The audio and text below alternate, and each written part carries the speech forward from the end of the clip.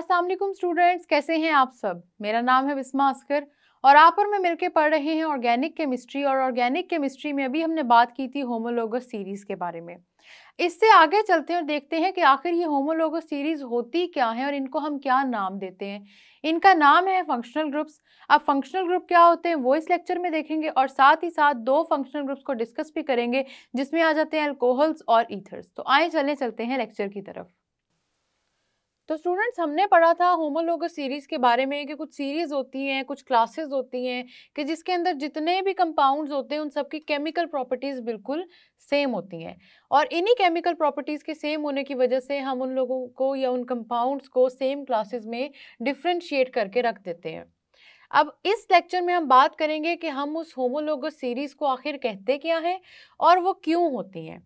ये वाला topic students आपने बहुत गौर से सुनना है, बड़ा इंटरेस्टिंग टॉपिक है। और ये वो चीज़ें हैं, वो क्लासेस हैं कि जिसमें आप देखेंगे कि एक क्लास में जितने मर्जी कंपाउंड्स ऐड कर दें सबकी प्रॉपर्टीज होंगी बिल्कुल सेम।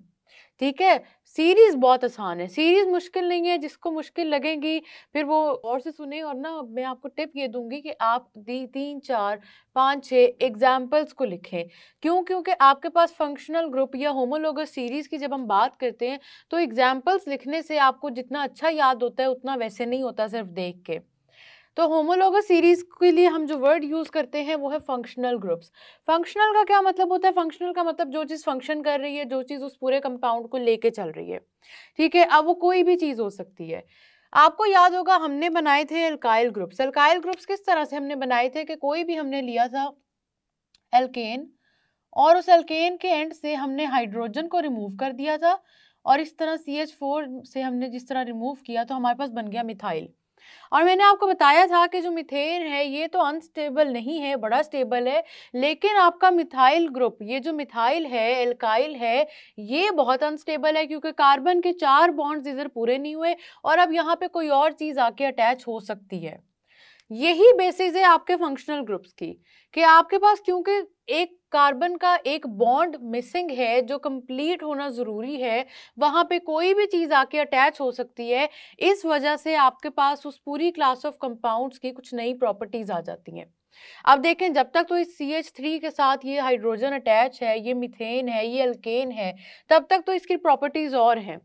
लेकिन अगर मैं यहाँ पे कुछ और ही अटैच कर दूं और फिर यहाँ पे हाइड्रोजन नहीं रहेगा और एल्केन भी कोई नहीं रहेगा, तो आप मुझे बताएं क्या इसकी प्रॉपर्टी सेम रहेंगी? आपके माइंड में क्वेश्चन आएगा कि CH3 के साथ हम आगे और भी एल्केन भी तो जोड़ सकते हैं ना, जैसे हम इसको प्रोपेन बना सकते हैं। बिल्कुल बना सकते हैं आप इसको प्रोपेन। मैं आपसे ये नहीं कह रही कि आप इसको प्रोपेन नहीं बना सकते, लेकिन अगर आप इसमें एल्केन्स में से कुछ भी नहीं जोड़ते और आप इस एल्काइल ग्रुप में, मतलब ये जो आपके पास मिथाइल है, इसमें कुछ भी एल्केन्स में से अटैच नहीं करते, कुछ नया अटैच करते हैं, तो क्या होगा? अब वो नया क्या अटैच करना है सबसे पहले वो बात करेंगे और फिर उसका रिजल्ट क्या आता है उसके बारे में बाद में बात करते हैं। नया जो चीज़ आपने अटैच करनी है ये अल्काइल ग्रुप्स या अल्काइल रेडिकल्स बना के उन नई चीज़ों को कहते हैं कि कोई ना कोई एटम भी हो सकता है। मतलब हो सकता है कि मैं यहाँ पे कोई सिर्फ एक ही एटम अटैच कर दूं, सिर्फ एक।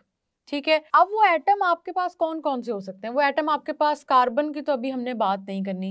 कार्बन की तो देखिए, कार्बन टू कार्बन अटैचमेंट पे अभी मैं थोड़ी देर तक आती हूँ। सिर्फ आप ये समझ लें कि एटम की बात हम करेंगे, कोई भी एटम हो सकता है, कार्बन हो सकता है, हाइड्रोजन हो सकता है, ऑक्सीजन हो सकता है, इसके अलावा भी एटम्स हो सकते हैं। लेकिन मैं क्योंकि आपको चाहती हूँ स्टेप बाय स्टेप चलें, फंक्शनल ग्रुप्स को अच्छी तरह से समझें, इसीलिए अभी जो हम जिन एटम्स की बात करेंगे वो 3 ही है, कार्बन, हाइड्रोजन और ऑक्सीजन। इन तीनों में से किस तरह से अटैचमेंट है, कौन सा कहाँ जुड़ रहा है, उसकी अभी हम बात करते हैं थोड़ी देर तक।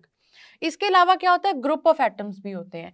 ग्रुप ऑफ एटम्स का मतलब होता है कि 2 डिफरेंट एटम्स हैं जो आके जुड़ जाएंगे, या 3 डिफरेंट एटम्स हैं, या 4 डिफरेंट एटम्स हैं। अब कुछ स्टूडेंट्स पूछते हैं कि मिस इसका मतलब ये हुआ, आपके माइंड में क्वेश्चन आएगा कि इसका मतलब ये हुआ कि यहाँ पे तो आप ग्रुप ऑफ एटम्स अगर अटैच कर रही हैं तो ग्रुप ऑफ एटम्स तो ज्यादा हो जाएंगे, तो बॉन्ड तो सिर्फ एल्काइल में एक बन सकता है। और तो ये क्या बात हुई? देखें, आपके पास एक ही एलिमेंट होगा, एक ही एटम होगा जो इस कार्बन के साथ आके जुड़ेगा। बाकी जितने एलिमेंट्स हैं ना वो उस आगे उस अगले एलिमेंट के साथ जुड़े होंगे। फॉर एग्जांपल अगर मैं यहाँ CH3 के साथ इस वक्त सपोज कर लें X को अटैच कर देती हूँ, तो इस X के साथ और भी ग्रुप ऑफ एटम्स हो सकते हैं, Y हो सकता है, Z हो सकता है, कुछ भी हो सकता है, लेकिन ये Y Z का फिर बॉन्ड आपके CH3 के साथ नहीं रहता। CH3 के साथ सिर्फ एक ही का रहता है, वो आपका X है। X क्या चीज़ है वो अभी हम बात करते हैं। ग्रुप ऑफ एटम्स हो सकते हैं, कोई भी ग्रुप ऑफ एटम्स हो सकते हैं। ग्रुप ऑफ एटम्स की बॉन्डिंग किस तरह होती है उसके बारे में भी हम पढ़ेंगे। साथ ही साथ हम ये कह देते हैं कि एटम्स नहीं होते, बॉन्ड्स आ जाते हैं। बिल्कुल ऐसा, ये बात गौर से सुननी है। आपके कार्बन टू कार्बन डबल और ट्रिपल बॉन्ड हो तो भी प्रॉपर्टीज में बहुत ज्यादा चेंज आ जाता है, जमीन आसमान का चेंज आ जाता है। आपके पास कार्बन सिंगल बॉन्ड और चीज है, डबल बॉन्ड और चीज है, और ट्रिपल बॉन्ड बिल्कुल ही मुख्तलिफ चीज है। अब सबसे पहले तो हम बात करते हैं कि अगर मैं आपसे कहती हूँ कि मैंने इस फंक्शनल ग्रुप को बनाना है, मैं किस तरह बनाऊंगी। मैंने यहाँ पे एटम्स अटैच करने हैं, मैंने यहाँ ग्रुप ऑफ एटम्स अटैच करने हैं। तो ग्रुप ऑफ एटम्स में जो सबसे पहली बात हम करेंगे ना, वो आज हम करेंगे अल्कोहल की। OH का ग्रुप अटैच हो जाए साथ तो इसको कहते हैं अल्कोहल। हाइड्रोक्साइड आइंस के बारे में हमने पढ़ा था और हमने ये देखा था कि बेसिस का ये पार्ट है। तो कुछ स्टूडेंट्स कंफ्यूज हो जाएंगे, प्लीज मत होइएगा। बेसिस में जो हाइड्रोक्साइड है वो इनऑर्गेनिक केमिस्ट्री है, उसकी प्रॉपर्टीज डिफरेंट हैं, उसका सब कुछ, उसका पूरा का पूरा यूँ समझिए केमिकल फिजिकल सब प्रॉपर्टीज डिफरेंट है। उसकी बात ही नहीं करनी, हम पढ़ रहे हैं ऑर्गेनिक केमिस्ट्री। ऑर्गेनिक केमिस्ट्री में जिस कार्बन के अल्काइल ग्रुप के साथ OH आके अटैच हो जाए उसको कहते हैं अल्कोहल। इंपॉर्टेंट बात है, अल्कोहल कहते हैं उसको। अल्कोहल आपका फंक्शनल ग्रुप है। बात समझ में आई कि फंक्शनल ग्रुप किसको कहा है? फंक्शनल ग्रुप उस चीज को कहा है जो इस अल्काइल रेडिकल के साथ आके अटैच हो जाएगी। तो इसका मतलब है कि अब आप देखें यहाँ पे मैं CH3 के साथ OH अटैच कर सकती हूँ ना। देखें अब यहाँ पे ग्रुप ऑफ एटम्स की जब जो अभी हम अटैचमेंट की बात कर रहे थे, तो ग्रुप ऑफ एटम्स आपके पास ऑक्सीजन और हाइड्रोजन है, दो हैं, लेकिन दोनों के दोनों नहीं कार्बन से जुड़े हुए। कार्बन के साथ आपका सिर्फ ऑक्सीजन जुड़ा होगा और साथ हाइड्रोजन ने ऑक्सीजन के साथ बॉन्ड बनाया हुआ है। इस तरह से आपके पास वैलेंसी पूरी हो जाती है कार्बन की। कौन से कार्बन की? एल्काइल के कार्बन की। ठीक है, हम बात कर रहे हैं फंक्शनल ग्रुप्स की, और फंक्शनल ग्रुप्स में स्टूडेंट्स सबसे पहला फंक्शनल ग्रुप जो हम पढ़ रहे हैं वो है अल्कोहल। अल्कोहल का क्या मतलब है? कोई भी अल्केन उठाएं, उसका आप हाइड्रोजन रिमूव कर दें, टर्मिनल कर दें, मिडल कर दें, टर्शरी, सेकेंडरी, जैसा मर्जी अल्केन बना दें, उसको हाइड्रोजन रिमूव करके उसको एल्काइल बनाएं, और जहां से हाइड्रोजन रिमूव किया है वहां पे ये हाइड्रोक्साइड OH अटैच कर दें। जहां पे आप इस OH को अटैच कर देंगे तो अटैचमेंट के बाद यही कंपाउंड अब आपका वो एल्केन नहीं कहलाएगा, बल्कि अब वो कहलाएगा अल्कोहल। आपके माइंड में क्वेश्चन आएगा कि OH के लगाने से ठीक है हमने उसको अल्कोहल कह दिया, लेकिन डिफरेंस क्या आया? तो होमोलोगस सीरीज की प्रॉपर्टीज में हमने पढ़ा था कि जब भी आप कोई भी नई चीज अटैच कर देते हैं ना, तो वो सारे के सारे वो एक नई क्लास बन जाती है। अब ये जितनी ही अल्कोहल्स होंगी, इन सब की प्रॉपर्टीज आपकी एल्केन से डिफरेंट होंगी। आए कहाँ से अल्कोहल? वही अल्केन था, उसी का एल्काइल रेडिकल बन गया, एल्काइल रेडिकल के साथ OH ग्रुप अटैच हो गया, लेकिन अब ये अल्कोहल बनने के बाद इसकी प्रॉपर्टीज हो जाएंगी डिफरेंट। ये बात आप सबने याद रखनी है, प्रॉपर्टीज डिफरेंट हो जाएंगी। कैसे अल्कोहल बनाते हैं? सबसे पहले मीथेन से मैंने आपको बता दिया, और इसकी नेमिंग किस तरह करते हैं, नेमिंग इंपॉर्टेंट है। एल्काइल रेडिकल जो बनाया है ना, एल्काइल रेडिकल का नेम एज इट इज रहेगा, साथ आपने अपने फंक्शनल ग्रुप का नाम अटैच कर देना है। जैसे इसको हम कहेंगे मिथाइल अल्कोहल। ये बात समझ में आ रही है? Methyl alcohol. मिथाइल क्या चीज थी? मीथेन से, मीथेन का हाइड्रोजन रिमूव किया, उसको एल्काइल में कन्वर्ट कर दिया और बना दिया मिथाइल, और मिथाइल के साथ आपने जब OH अटैच किया जो कि एक फंक्शनल ग्रुप है, तो उसका नाम चेंज हो गया और अब वो बन गया है अल्कोहल, मिथाइल अल्कोहल। एक बात आप सबने याद रखनी है कि फंक्शनल ग्रुप्स के लिए हमारे पास जनरल फार्मूलाज होते हैं। जनरल फार्मूला का क्या मतलब है? देखिए ये तो मिथाइल अल्कोहल है ना, मिथाइल अल्कोहल की बेस पे मैं किसी और अल्कोहल की बात नहीं कर सकती, जबकि आप सबको पता है कि एल्केन्स में कार्बन एटम्स तो इंक्रीज होते चले जाते हैं। मीथेन है, इथेन है, प्रोपेन है, लेकिन आप मुझे बताएं कि क्या मैं मिथेन की बेस पे इथेन की बात कर सकती हूँ? नहीं कर सकती, कार्बन एटम का नंबर ही डिफरेंट हो गया है। ठीक है, इसीलिए मिथाइल अल्कोहल की बेस पे हम पूरे अल्कोहल्स को तो नहीं समझ सकते, लेकिन हम चाहते हैं कि हम इन एल्काइल ग्रुप्स को कहीं ना कहीं OH से अटैच करें। तो जनरल फॉर्मूला जो हम बनाते हैं ना वो होता है ROH।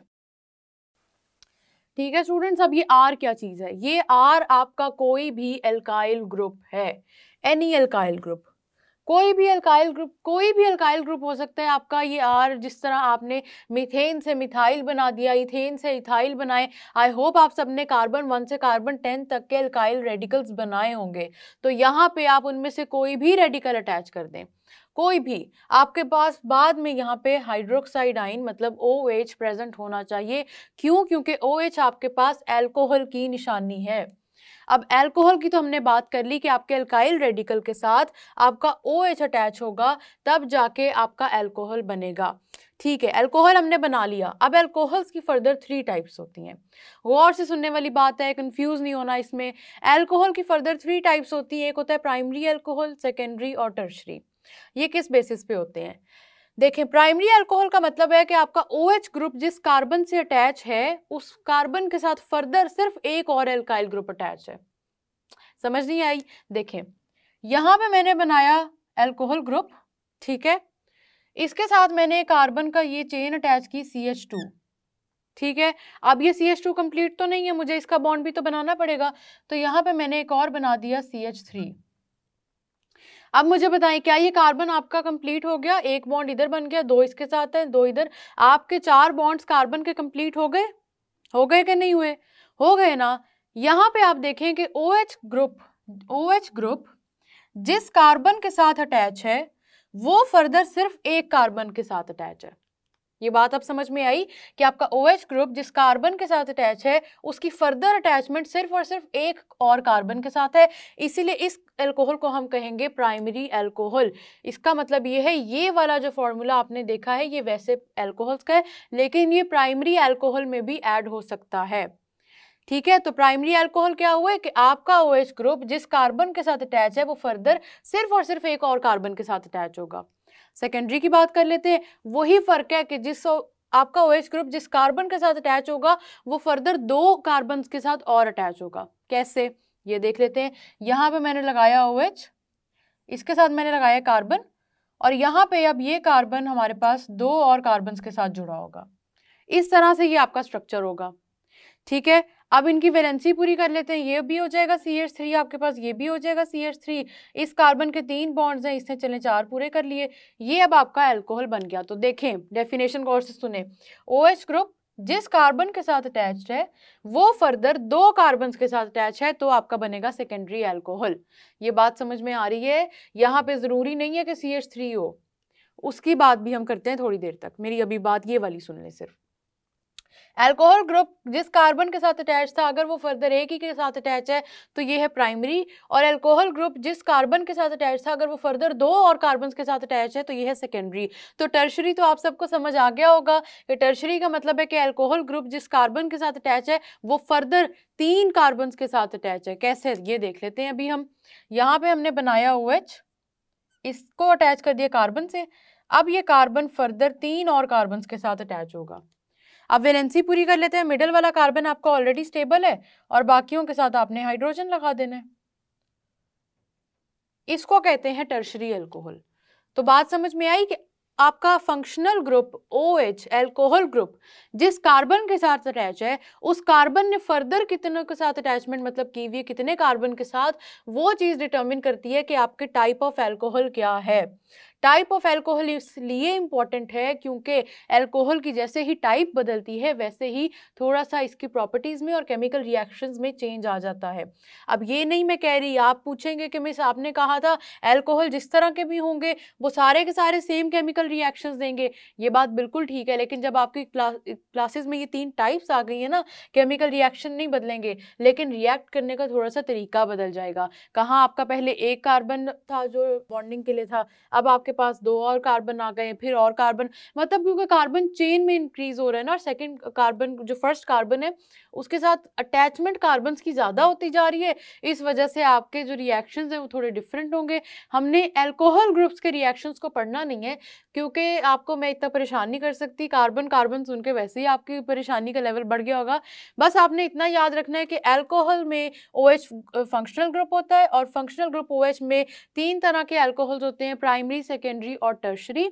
जो प्राइमरी है उसमें कार्बन फर्दर एक कार्बन के साथ अटैच होगा, जो सेकेंडरी है उसमें कार्बन फर्दर 2 कार्बन के साथ अटैच होगा, और जो टर्शरी है उसमें कार्बन फर्दर 3 कार्बन के साथ अटैच होगा। अब कुछ स्टूडेंट्स इधर पूछते हैं कि मिस आपने तो कह दिया कि यहाँ पे कार्बन फर्दर एक कार्बन के साथ अटैच होगा, तो स्टूडेंट्स आपके माइंड में क्वेश्चन आया होगा कि इस आप मिस ये भी बता दें कि एक कार्बन के साथ तो अटैच है, लेकिन अब यहाँ पे हम मिथाइल लगाने के बजाय अगर इथाइल लगा दें, प्रोपाइल लगा दें तो क्या होगा। जैसे मैं क्या बात कर रही हूँ, कुछ के माइंड में ये क्वेश्चन आया होगा कि यहाँ पे आपने कहा कि ये कार्बन फर्दर एक और कार्बन के साथ चलें अटैच है, ये वाला कार्बन भी तो फर्दर अटैच हो सकता है, ये वाली अल्काइल चेन का लंबी नहीं हो सकती। इधर आप जितने मर्जी स्टूडेंट्स कार्बन लगा दें, हमने सिर्फ उस कार्बन की बात करनी है जो OH के साथ कनेक्शन में है। जो कार्बन आपका OH के साथ कनेक्शन में है वो फर्दर कितनों के साथ जुड़ रहा है वो इंपॉर्टेंट है।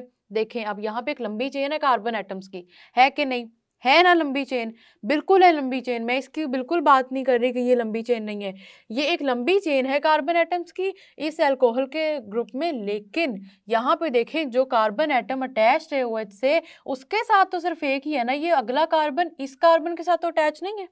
अब आप मुझे बताएं, खुद सोचें आप कि क्या ये वाला कार्बन इस कार्बन के साथ अटैच है, नहीं, इनके दरमियान में तो ये थर्ड कार्बन पड़ा हुआ है। तो ये बात याद रखनी है कि जब हम प्राइमरी, सेकेंडरी और टर्शरी की बात करते हैं तो सिर्फ और सिर्फ उस कार्बन की बात करते हैं जो आपके अल्कोहल ग्रुप के साथ अटैच होता है। आगे दूसरा वाला कार्बन कितनों कार्बन के साथ और अटैच है दैट डजंट मैटर। तो याद रख लेना आप सबने कि यहाँ पे भी मैं आगे बेशक यहाँ पे जितने मर्जी कार्बन अटैच कर दूं, इधर भी जितने मर्जी अटैच कर दूं, जो इंपॉर्टेंस रखता है कार्बन वो ये वाला कार्बन है, वो ये वाला कार्बन है जो OH ग्रुप के साथ अटैच है। ठीक है, ये बात समझ में आ रही है। इसी तरह से यहाँ पे देख लें, आपके पास ये वाला OH के साथ ये वाला कार्बन अटैच है। अब मैं इस कार्बन के साथ फॉर एग्जांपल एक और बॉन्ड बना दूं, इधर भी एक और बॉन्ड बना दूं, इधर भी एक और बॉन्ड बना दूं, इट डजंट मैटर। जौन सा कार्बन आपके अल्कोहल ग्रुप के साथ अटैचमेंट में है वही मैटर करता है, वही इंपॉर्टेंट है, और वही अल्कोहल ग्रुप है जिसकी बेस पे हमने प्राइमरी, सेकेंडरी और टर्शरी कहा है। उसके आगे कितनी लंबी अल्काइल चेन है ये मैटर नहीं करता। तो याद रखना है कि हम उस कार्बन की बात कर रहे हैं which is in attachment to OH group. तो किस कार्बन की बात कर रहे हैं, carbon that is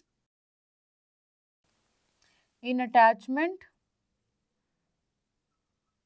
to OH group. ये बात सबको समझ में आई कि कैसे हमने यहाँ पे तीन अल्कोहल की क्लासेस पढ़ी हैं, और तीनों क्लासेस में क्या हुआ है कि प्राइमरी, सेकेंडरी और टर्शरी में सिर्फ वो कार्बन जो OH के साथ अटैच है उसके साथ फर्दर कितने कार्बन अटैच्ड हैं इतनी हमने बात की है। ये तो हो गए आपके अल्कोहल्स। आई होप आप सबको समझ आ गई होगी। नहीं आई है तो इन सारे अल्कोहल्स को बनाएं, 2-3 दफ़ा पेपर पे बनाएंगे तो आपको बेहतर याद होंगे। अल्कोहल्स के बाद हम बात करेंगे ईथर की। देखें अल्कोहल में हमारा कौन सा फंक्शनल ग्रुप था, सबको अब तो याद हो गया होगा। अल्कोहल में फंक्शनल ग्रुप है OH। फंक्शनल ग्रुप कौन सा है, इस पे मैं इतना एम्फोसाइज इसलिए कर रही हूँ क्योंकि पेपर में पूछा जाता है, MCQ में पूछा जाता है अल्कोहल का फंक्शनल ग्रुप कौन सा है। अब बात करते हैं ईथर की। ईथर में फंक्शनल ग्रुप जो है आपका वो यहाँ पे देख लें ऑक्सीजन है जिसकी अटैचमेंट मिडल में करके है।